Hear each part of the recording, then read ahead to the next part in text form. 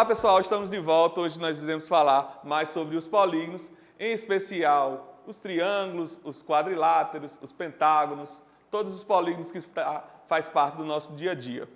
Os polígonos, como eu falei, eles estão no nosso dia a dia, né? É comum usar polígonos no cotidiano, até as abelhas usam os polígonos como referência, né? Na bola de futebol também aparecem umas figuras baseadas em polígonos regulares, como pentágono, hexágono. Aí um detalhe importante, né? Eu estou mostrando para vocês. Não confunda a bola com a figura círculo. Porque você vai dizer, o círculo não é um polígono? Não, o círculo ele não é um polígono.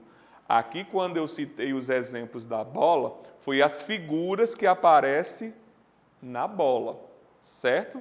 Aqui eu mostrei as figuras que aparecem em uma colmeia. Lembrando que a gente está falando de polígonos, e polígonos são figuras planas, figuras que só têm duas dimensões.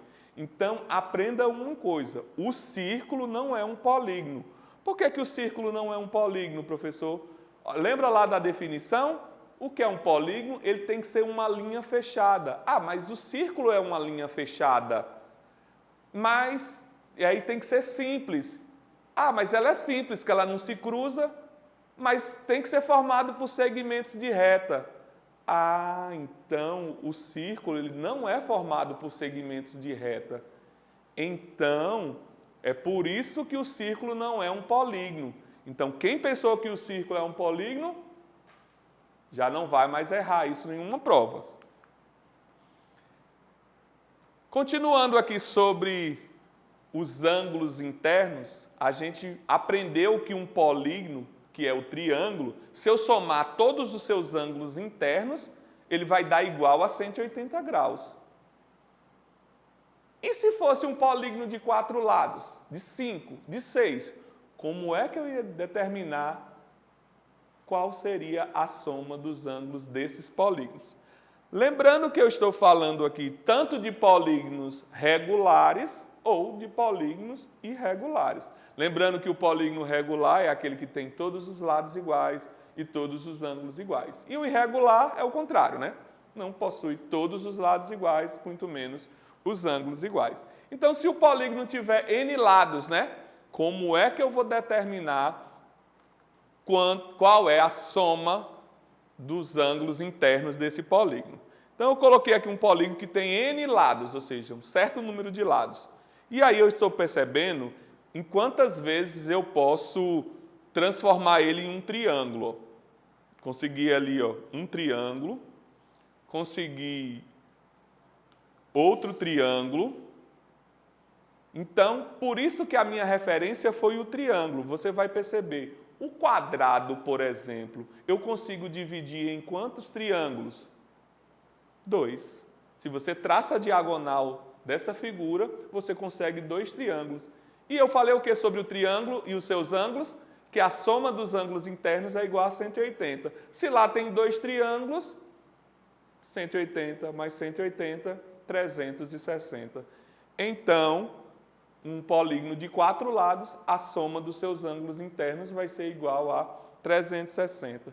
Se fosse um polígono de 5 lados, professor, dá para desenhar quantos triângulos traçando as diagonais? Lembra que eu falei para vocês que o número de diagonais que a gente traça é só pegar o número de lados e subtrair de 3?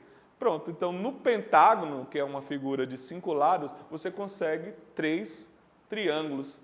Então, se eu consigo 3 triângulos e cada triângulo é 180, 180 vezes 3, 540. Professor, então toda hora eu vou ter que ficar desenhando a figura e saber quantos triângulos tem ela? Não, nós temos uma expressão matemática que irá nos ajudar a, independente qual vai ser o número de lados desse polígono, eu posso determinar qual é a soma dos ângulos internos. A única coisa que eu preciso saber é o número de lados dele. Por exemplo, se você tiver um polígono de 6 lados, o hexágono, é só você pegar 6 e subtrai de 2 e multiplica por 180. Lembrando que o polígono, o número de lados tem que ser maior que 3 ou igual, né? Maior ou igual a 3. Não existe polígono com 2 ou 1 lado, certo?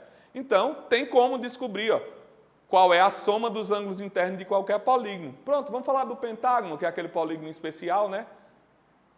O pentágono tem um polígono de 5 lados. Então, se eu pegar lá, substituir na expressão 5 menos 2, vai dar igual a 3. 3 vezes 180, 540. Então, tem como eu descobrir qual é a soma dos ângulos internos dessa figura. Pessoal, a gente vai ter que ficar por aqui, mas no próximo encontro vamos conhecer mais sobre essa figura especial, o triângulo.